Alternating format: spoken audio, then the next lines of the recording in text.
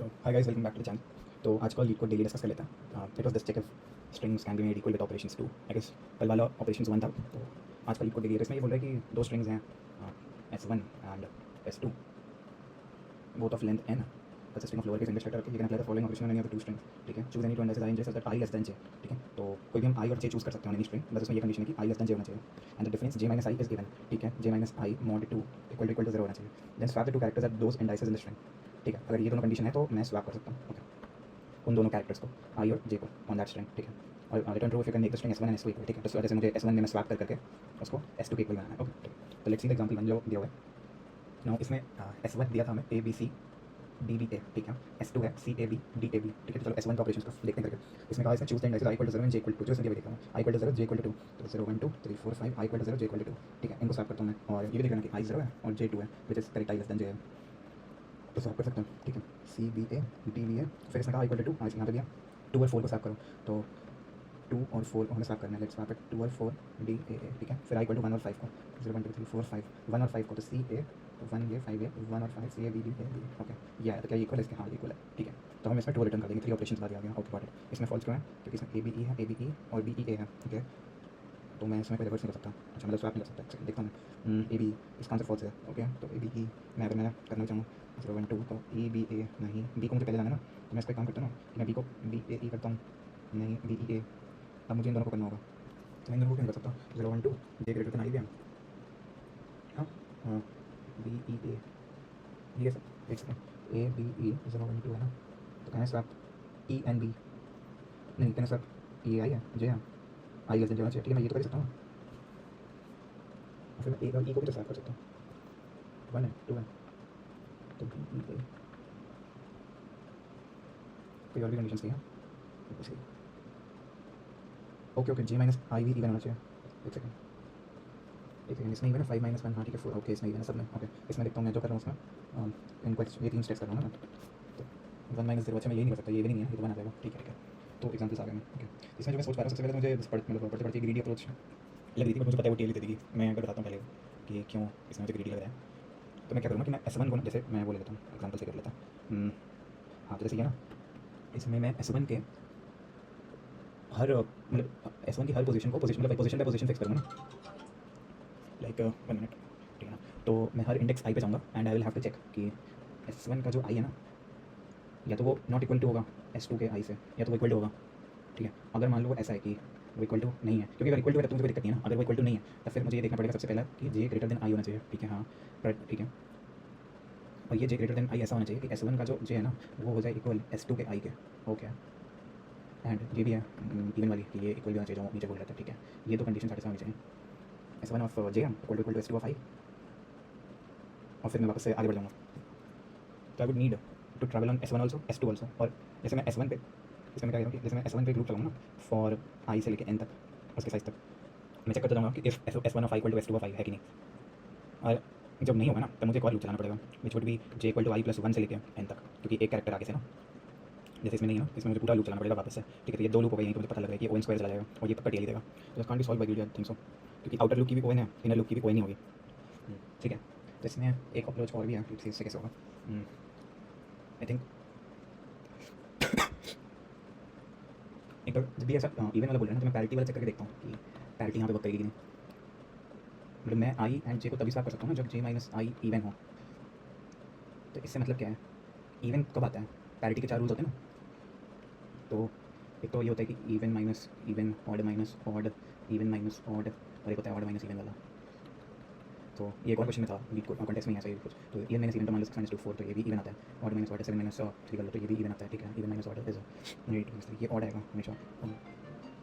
Odd minus even ये आएगा, ये भी ऑड आता है. ठीक है, तो ये दोनों है मेरे पास इवन के केस. ठीक है, तो इवन में से इवन घटा सकता हूँ, ऑड में से ऑड. अच्छा, इसका मतलब पैरिटी सेम होनी चाहिए. ठीक है, पैरिटी सेम है तभी तो इवन आएगा, हमको डिफरेंस करके उनसे, वरना तो ऑड आ जाएगा और ऑड तो अलाउड ही नहीं है. ठीक है, मतलब इससे क्या समझ में आ रहा है कि इवन इंडेक्स और इवन इंडेक्स में ही स्वैप अलाउड होगा. मतलब एक तो ये केस है, इसमें स्वैप अलाउड हो रहा है, और एक इसमें अलाउड हो रहा है ऑड इंडेक्स और ऑड इंडेक्स में. लेकिन अगर कोई इवन इंडेक्स है और कोई ऑड इंडेक्स है तो इसमें अलाउड नहीं है. इन दोनों में तो ठीक है, क्योंकि इन दोनों को सब्ट्रैक्ट करके इवन आ जाएगा ना, that is okay with our condition. ठीक है, मतलब ऑड वाला नहीं अलाउड है. तो ओके, इससे मुझे क्या समझ आ रहा है कि जो कैरेक्टर्स है एट इवन पोजीशन है ना, मैं उनको इवन पोजीशन वाले ही कैरेक्टर से रिप्लेस कर सकता हूँ, और जो कैरेक्टर एट ऑड पोजीशन है मैं उनको ऑड वाले से रिप्लेस कर सकता हूँ। मैं इसके एग्जाम्पल पे टेस्ट करके देखता हूँ अगर ये उससे बेटर है कि नहीं। मुझे एग्जाम्पल देखना पड़ेगा, लेट मी सी एग्जाम्पल।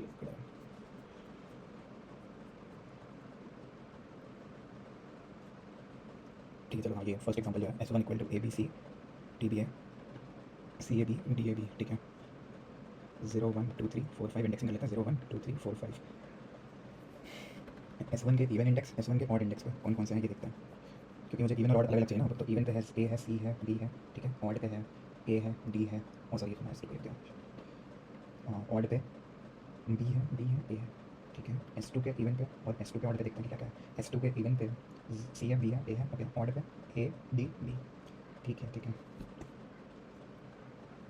अच्छा अब मुझे ये तो पता है ना कि मैं इन दोनों को स्वैप कर सकता हूँ। मतलब अगर मुझे इसको इसके इक्वल बनाना ही है तो मैं बना सकता हूँ ना फॉर श्योर, क्योंकि अब तो ये इवन ही है ना, क्योंकि C का इंडेक्स यहाँ पे 2 था, यहाँ पे सॉरी C का इंडेक्स यहाँ पे 0 है S2 में, और इसका 2 है, इसका 4 है। तो ये 2 - 0 2 आएगा सही, 4 में ओके समझ गया। जैसे इसका तो इवन ही है ना, ये तो इवन ही आएगा हमेशा। और जैसे ऑड वाला है ये भी इवन आएगा हमेशा। ATB है ना, ए का इंडेक्स 1 था, इस पर 3 था, इसका 5 था, 3 - 1 भी बनेगा, 5 - 3 भी। तो इनको मैं स्वैप करके बना सकता हूँ। पर मेरे लिए ऑर्डर तो मैटर करता नहीं, तो मुझे फ्रीक्वेंसीज कंपेयर करनी है, क्योंकि अब मुझे इस ऑर्डर से क्या मतलब, मैं पक्का इसको इसमें कन्वर्ट कर लूँगा। क्योंकि आई जे ग्रेटर देन आई हो जाएगा, और इवन तो आएगा ही। इसमें मेरे पास क्या स्टेप्स होंगे, जैसे CBA है ना, CBA को मैं कैसे कन्वर्ट करूँगा ACB में। CBA विल बी, मैं बस ये 0 2 4 था ना इंडेक्स, तो मैं पहले A और C को स्वैप कर दूँगा, विच इज ABC, फिर मैं C और B को स्वैप कर दूँगा, ACB, विच इज ये इक्वल आ जाएगा, ठीक है।